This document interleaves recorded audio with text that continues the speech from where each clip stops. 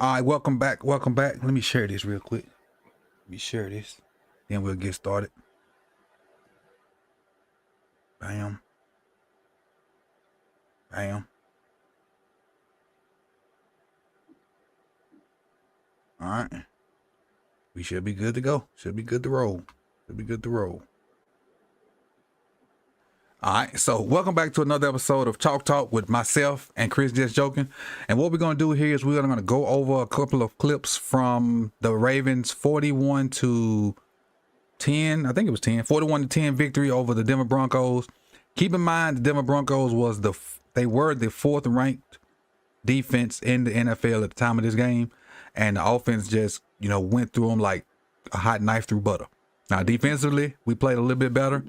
I ain't gonna say it was great, but we did play better, and I'm judging everything based off that last fiasco versus Cleveland. So everything, as long as we get better each week from that, I'm cool with that. But also we picked up a few guys since then, but it is what it is with those guys. And if we have time at the end, we'll talk about the latest pickup here yesterday. So what's up, Chris? Not much, man. Afternoon edition of Chalk Talk. Right. The we might got something to do later on edition of Chalk Talk. But for those that's watching now, and share it. So the people that normally tunes in at 6:30, they'll get it when it comes out. But we live right now, and I appreciate you guys coming in. Let's get started. First play, I run it, then we'll go from there. The play action. Oh, it was the throw, man. The throw by Lamar. Like the anticipation too. Yeah. Say he's breaking right now, throwing out the break. And this is a throw that he. I don't want to say he struggled with, but there would be times where this throw would give him some trouble. I remember specifically in a Chargers game where he just threw it right at the linebacker, didn't get enough height on the throw, and over the last few weeks we've seen him do this multiple times. Right. And it's just pinpoint right now with Lamar. He had a bunch of layered throws in this game. This is one of them. When I say layered, for those that don't know what I mean either he had to get it over somebody and get it down before somebody else got it. So whether that's the linebacker and safety, linebacker and corner and safety, he had a lot of throws where he had to get over somebody, but down to his receiver before the last line of defense came through. So this is, and this is throwing with, it's layered and it's thrown with anticipation. Yep. Which is one of the reasons why Isaiah is, mentioned as a top receiver and is in that, I think he's in the top 10 as far as yards. I think so, yeah. So that's one of the reasons right there, because Lamar's gotten that much better. He's added to his game every year. Yeah, man. Props to both of them, because they've both taken it up another step. And the offensive line giving him the time to make that kind of throw and be patient, because early in the year, the first 2 weeks of the season, he didn't have this kind of time. So props to them, and because now he has that confidence that he can stand tall in the pocket and deliver these kind of throws. And most definitely. What I want to say about this is watch the linebackers on the play action. Look how close they are in the line of scrimmage. Now that's just that much more room behind them. And you can't turn and run and get as deep as you can if you turn and run from the jump. Right. So Zay may make my prediction, be wrong. I said nobody would get 1,000 yards, but Lamar will have a great season. I think Zay's gonna prove me wrong on that. What's he at right now? Like 600-700? I'd have to look it up, but I know somebody in the chat tell me how many yards Zay got, and we'll come back to it. But Julian says Zay is top 5 in yards, so I know he got to be 600-700. But they'll let us know in a second. Yo, you got it? Okay, 654. Yeah. All right, let's go to the next one. More play action. More play action.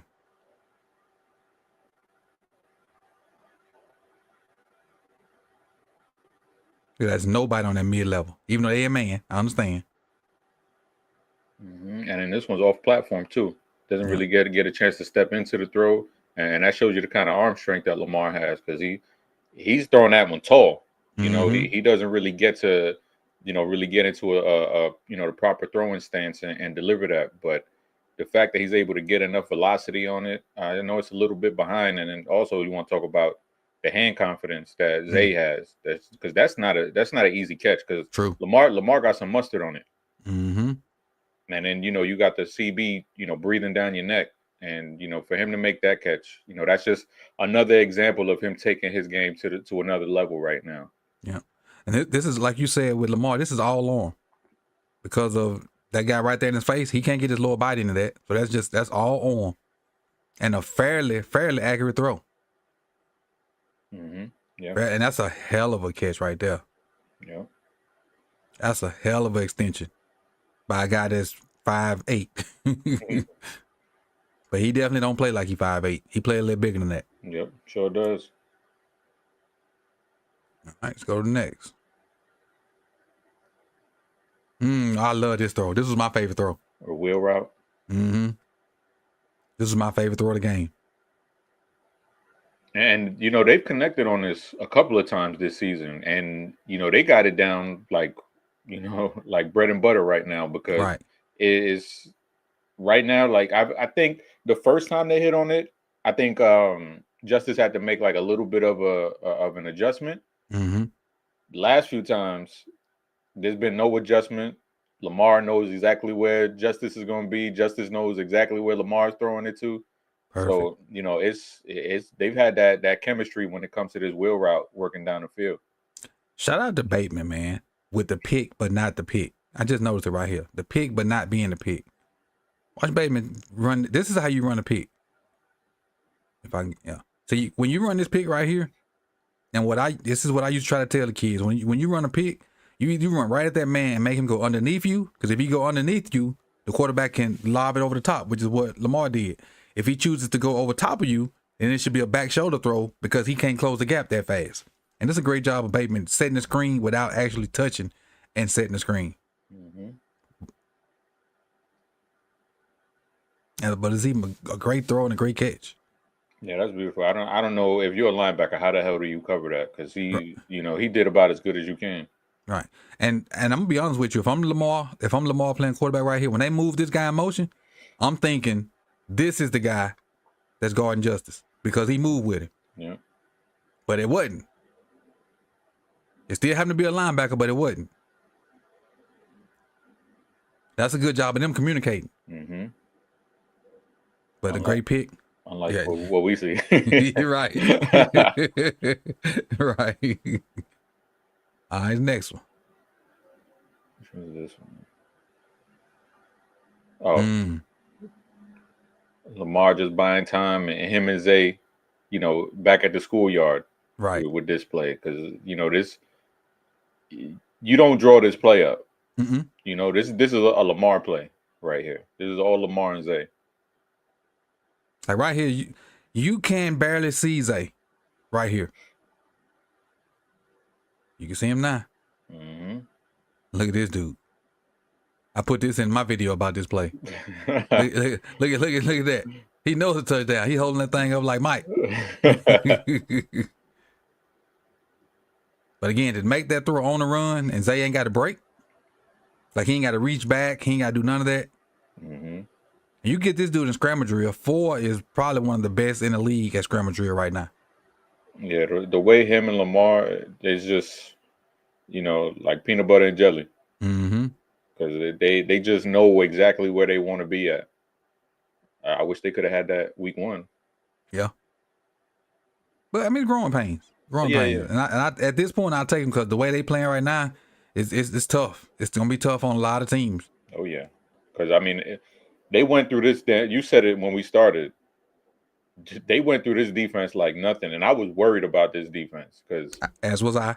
People sleep on it because, I mean, really the only known name is Patrick Surtain. Mm-hmm. Like, that's the only really well-known name. But they got a bunch of dudes who are going to be known in the next season or two. And they just traded one of them. Yeah, and that shows you how good they are at that position where they can trade a young guy like that. They traded 2 guys last year, remember? On the edge. Who did they trade last year? One of the guys that used to be an old Cowboy. Wasn't D-Law. He played with the Cowboys for a long time. They got rid of him because he wasn't playing. They went young. Because at first, 5-0 wasn't playing. They had two older guys. Yeah. And they went through them growing pains, and Sean Payton was like, forget this. They got rid of them older guys, start playing Browning, and 5-0, I don't know which one is which. And they got better as a defense. Like it wasn't D-Law. Who was it? Gregory. Oh, Randy Gregory? Randy Gregory and somebody else. And they like, man, get y'all old butt out of here. Let's let these young dogs go. And it paid off for them this year. Yeah. Shout out to Mike Crawford too, because he called it on those two guys when they were coming out. I know he was real high on them coming out in the draft. Yep. Let's go to the next one. Let's see. Now we're on the defensive side. Oh yeah, this was to start the game off. Yeah. That's how you start the game off after you get benched. But if this ain't set the tone right here, and if you don't know, guys, we're talking about Marcus Williams. This is Marcus Williams right here playing free safety. Watch him run this alley on this toss play. Yeah. Boom. He come from how many yards deep for a 1 yard gain? That's what, 10? That's 15 yards deep. A 1 yard gain. That's how you trigger. That's how you trigger. But I also want to point out some bad on this play too. This individual right here. Last year, guys wasn't getting on top of him and staying on top of him. This year, just look at this play right here. Like he'd run through that dude last year and go make that tackle. And I understand it's like he just playing the leverage, but he was so aggressive last year that he would just go. He wouldn't wait for guys to climb up to him. And we see a play where he just goes in this package. But we'll talk about that one later. But props to Marcus Williams, because I thought he had himself a solid game. I mean, other than that catch getting dunked on. I also like the aggression of Kyle. Watch how Kyle blows back this. That is a tight end. Watch his head pop. Wow. And then that's what you get with Kyle. Mm-hmm.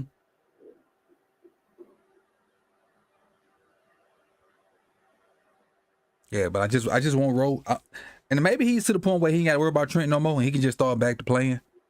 I just want him to be like he was last year, and just if Trent make a mistake, so be it. We deal with it. You just do what you did last year. Right. Be that player from last year.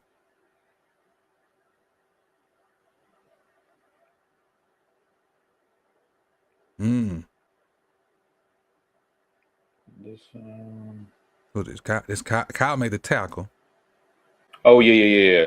Watch how he evades the is that a fullback tight end? I don't know what that 45 is. That's his H-back coming in motion, or tight end, whatever he is. You got a running back number, but line up his tight end, kind of like Ricard, huh? And watch how low he gets, and then to get the leg of I think that's Javonte Williams. Mm-hmm. Whoop. Grab grass. This is like the third week in a row we've talked about somebody for the Ravens defense doing this. Yeah, it was Van Noy before. Mm-hmm. And Kyle, I mean, you see this with Kyle all the time. Like this isn't anything new. And that's why, like on a roundup, I think it was you or Hendo, one of you guys was like, when you asked the question, who's the top 3 edge rushers, one of you said Kyle Hamilton. And, it's reasons like this. That's why. Yep. Because you honestly, Chris, you got Kyle right there. You let Trent right here run where Malik at. That ain't bad on the edge. Mm-hmm. That ain't bad, because I know Trent can rush the passer. We've seen him done it. Seen him do it, I mean. And they both have the violence, too. Mm-hmm. Good stop by Broderick, too. To not get blown off the ball. Oh, no, not to get blown off the ball, to cross face. He had a good game. This is one of the best games I've seen from Broderick in a while. This is Broderick right here, people. Watch Broderick, get violent and get aggressive with them hands. They're trying to down block him. He gonna cross the face. Great hands. Get rid of that dude.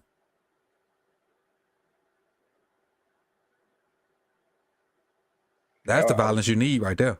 I was really impressed with Broderick. Yeah, that's the violence you need on a regular basis. And that's good team defense.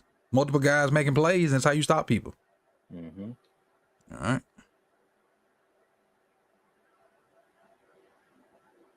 See, this is what I'm talking about right here. I don't even know what the play is. We got to get to a point where he ain't got to be this aggressive and Trent and kind of tell him what to do. Because this takes away from his game. And me making that statement is no shade on Rowe.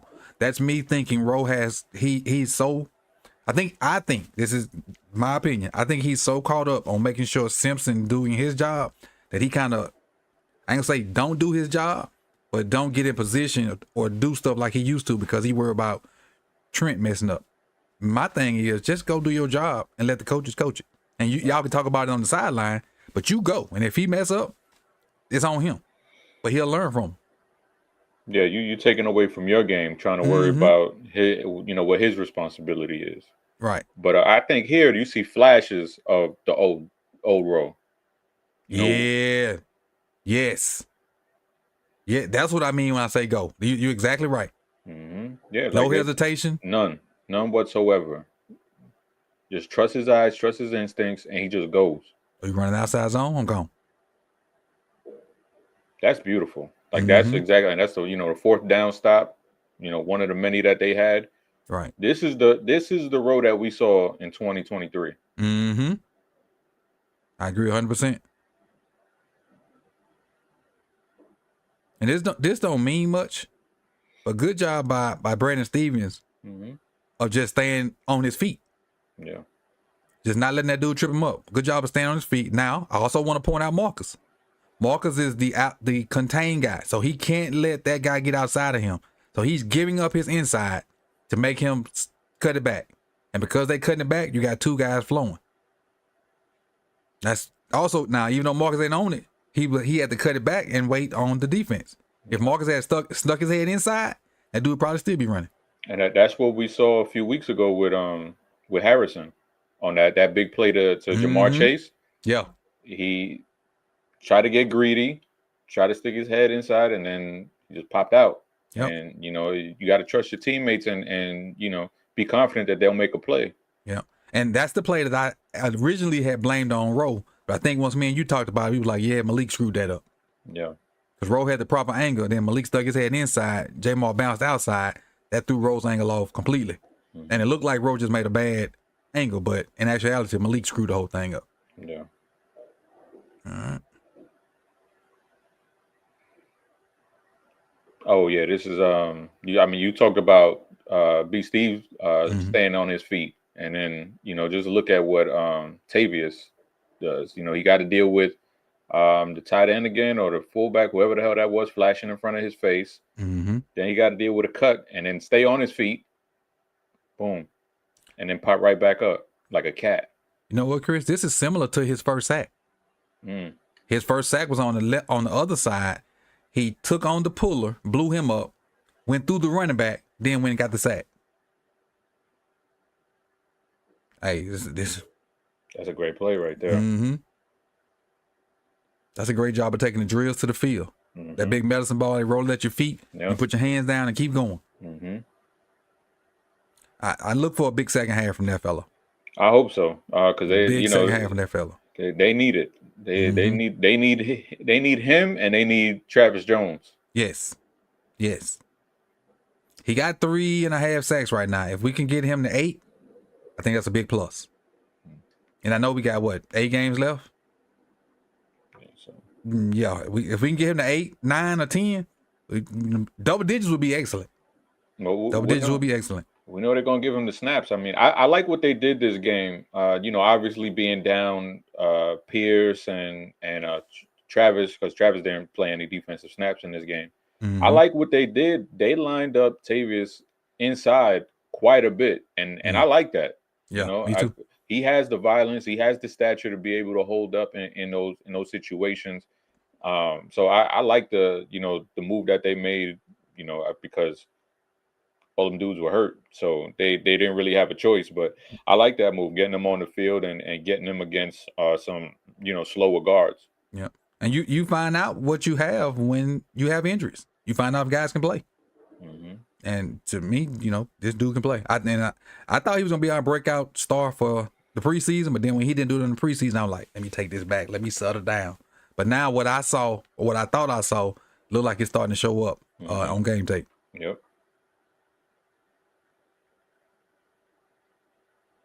Now see what happen when Mad don't get double teamed. Yeah.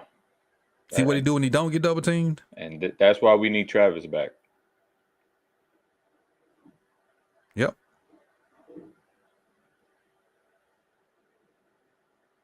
Because if you single block that man with the center, he's going to do this on most centers. And when Travis command them double teams, he gonna get a solo block probably on the guard.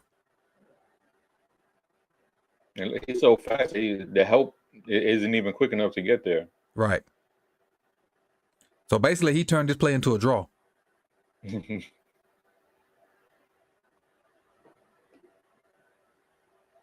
Now, our boy, we just talked about him looking good. He looks terrible dropping, boy.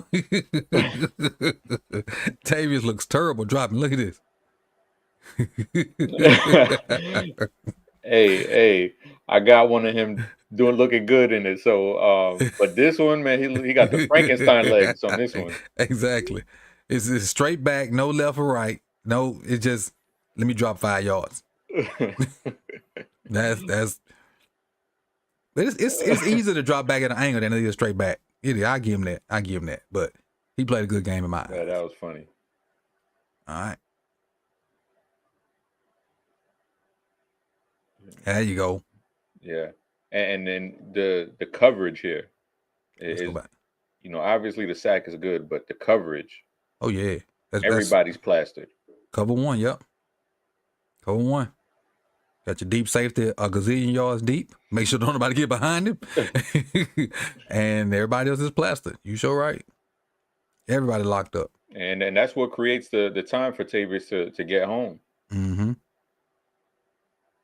And, this is what we thought we were going to be seeing for this season. When we were coming into the season, we thought this is what this secondary was going to be able to provide. Yep. And, they have the talent, but it's just executing it on the field. Yeah. Who was in? This is Marlette, Marlo, B. Steve, Brandon. Hold on. I mean, these two look like the same person. Who are these two at the top? This B. Steve and who's this other guy?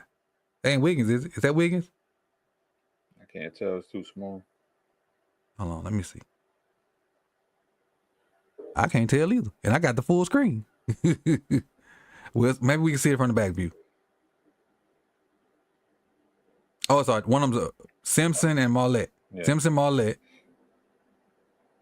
Oh, so that's Simpson. That's Simpson in coverage. Okay. Simpson and BC. That's what it is. All right. Great. Look, I like that by Broderick. He ain't over compensate and let the dude get outside of him. He just kind of shuffle like, nah, you're going to stay your ass in the pocket.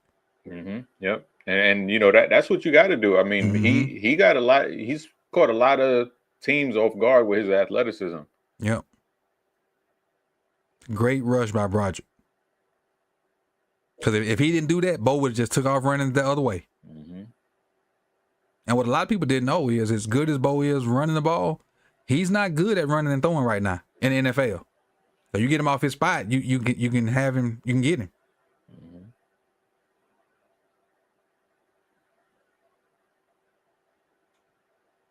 Running. This was it. Okay. Where Tavius drops back. Oh, it's a lot better. And that's a lot better. That's night and day. That looks like Trent Simpson. That's night and day. Wall off 3. Get your eyes on 2. Mm-hmm. That's how you teach it.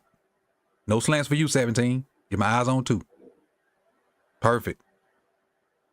I hadn't even seen this one. Yeah, if you get that out of him, I mean, that's surprising as hell. You know, to see him move like that. When you coach stuff up and they don't look better than this. Mm-hmm. Because obviously they got 3 receivers to this side. He got a wall off 3, get his eyes on 2, which he does.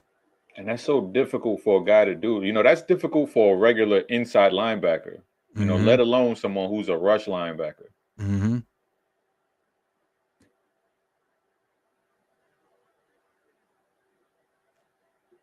Yeah, hell of a play. All right. Oh, this was the Broderick play right here. Okay. Let's see. Down by the goal line. I see him. I keep trying to hit your pause button. The pause button you got from recording. That's why I keep messing up. I brought you right there in the middle. Oh, good job holding your leverage. And see ball, get ball. I don't know what they told him before this game, but they need to keep telling him. Right. Because I think this is what they envisioned when they, signed him to that extension a couple years ago. Because, the way he played against the Broncos, I don't know where that Broderick has been at. But True. This dude was balling this game. Mm-hmm. Now, if you can get him to continue to play like this, get healthy Travis back, Matter BK, that's 3 solid guys up in there. You need a fourth, though. You do need a fourth. And Pierce, when he come back. That's a good foursome if they can stay healthy and he can play like this. Because we had pretty much rolled him off. I know I did. Yeah. But for him to be violent like this, and the Broncos O-line ain't bad. Doing my research to start it with, when I did PFF, their O-line is one of the few O-lines where pretty much all them guys were in the green. Yeah, they have a good interior. So he doing this versus, good O-line. Decent O-line. I ain't gonna say good O-line, decent O-line. When we say good O-line, we probably talking about 2 teams, the Eagles and the Lions. Fake draw. Oh, this is the play before half, right? Mm-hmm. Or right before half, yeah.